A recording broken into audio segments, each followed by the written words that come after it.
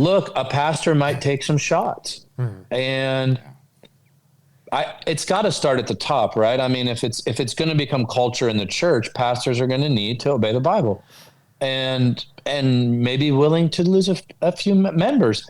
And I also think we need to see the difference between growing our attendance and growing the church. There's a big difference between people in the pews and Christians.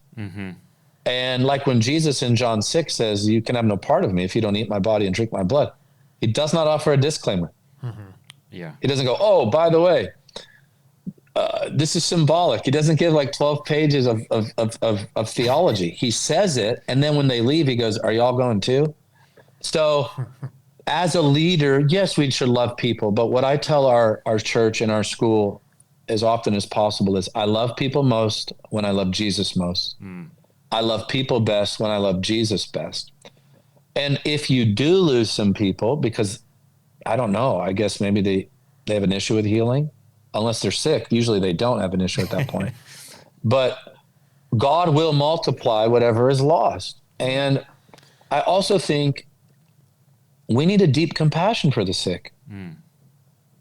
You know, like, I don't want to just walk by sick people and it not matter.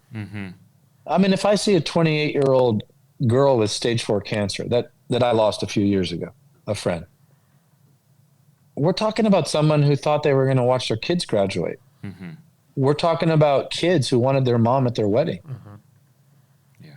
You know, that should do something to us. We're talking about a husband who thought he was going to grow old with a woman. And now all of a sudden his whole world, his heart is cut out and he's burying his wife.